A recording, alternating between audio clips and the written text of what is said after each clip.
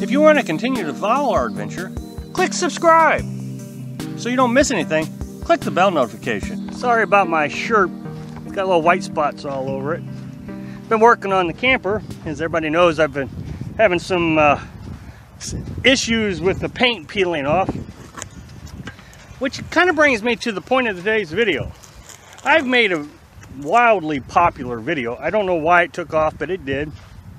And in that video, I talk about how when you come out to these campgrounds, the locals will come around and stalk you. They'll come around and, you know, at first they're real friendly, and then after a while, they're really paranoid while you're there. What happens is then somebody else will watch another, you know, significantly popular video of mine, and it's always the videos where people will construe them as negative. I don't know if it's negative, it's reality, okay? But in another video that they're watching that's been pretty popular is about this gal who had to call the Rangers in the campground that we stayed at. This guy who was flirting with her, you know, had been drinking too much, and it just got out of hand, so she had to call the Rangers, and they showed up next day and kicked him out. So here's two videos that, you know, come up right beside each other because they're very popular. And so I'm getting a lot of comments here lately. It says, you know, my videos are negative. My videos are not negative. There's nothing negative about them.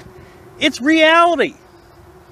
A drunk hitting on a young girl happens in the real world. That's just reality. It's not negative. It's not positive. It's just, that's what it is. Well, I got this comment today. It said, if everybody was to watch your videos to do the research on this lifestyle, nobody will come out and live this lifestyle.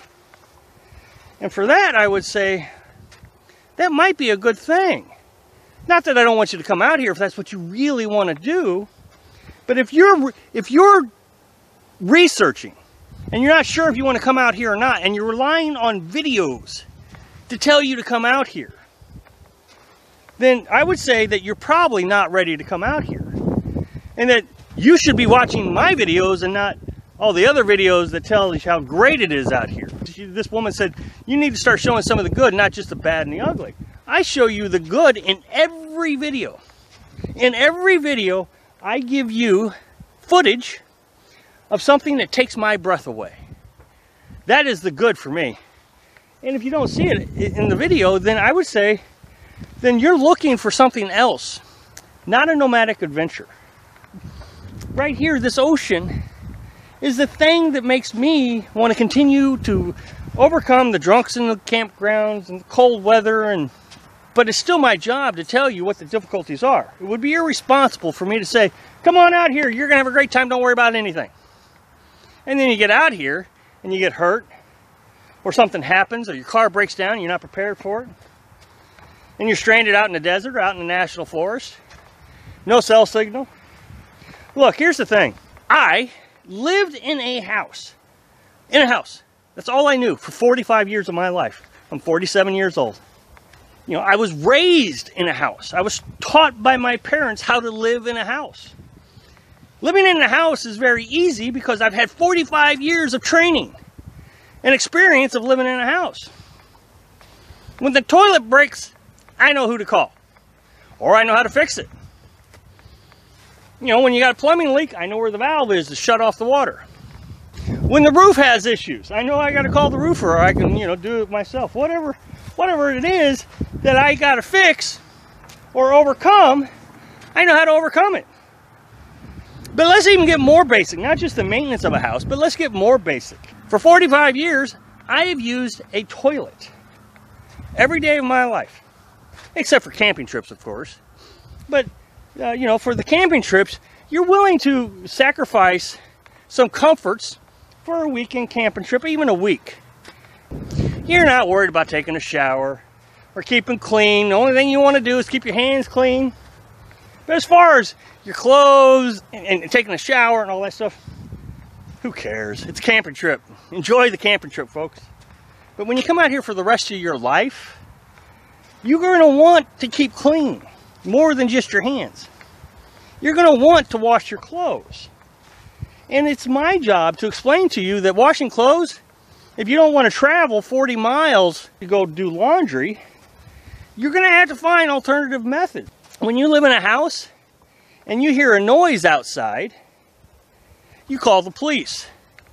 And some of you may, you get your defensive weapons, whatever those are. I'm not going to get into all that.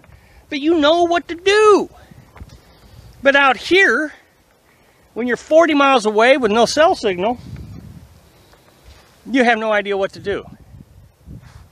Internet. Look, I know everybody says, oh, I can live without internet. You cannot live without internet. Not in today's society. You cannot live without internet.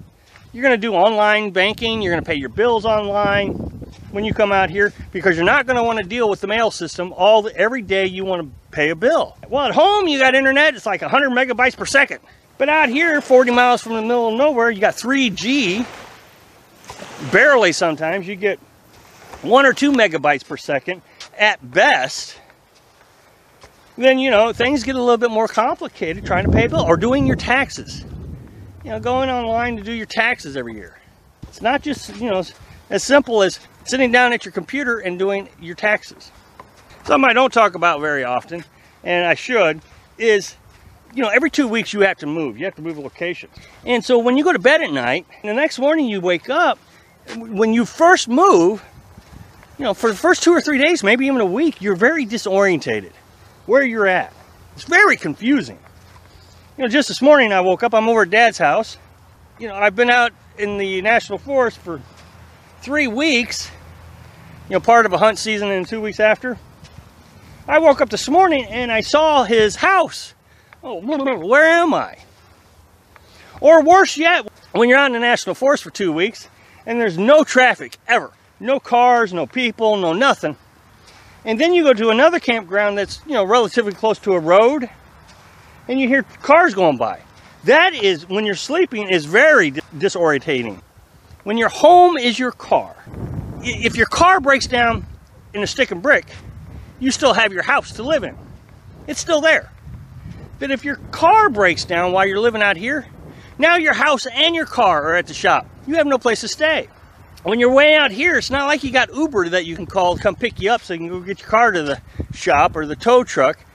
Thanks for watching. Click like if you like the video, and happy travels.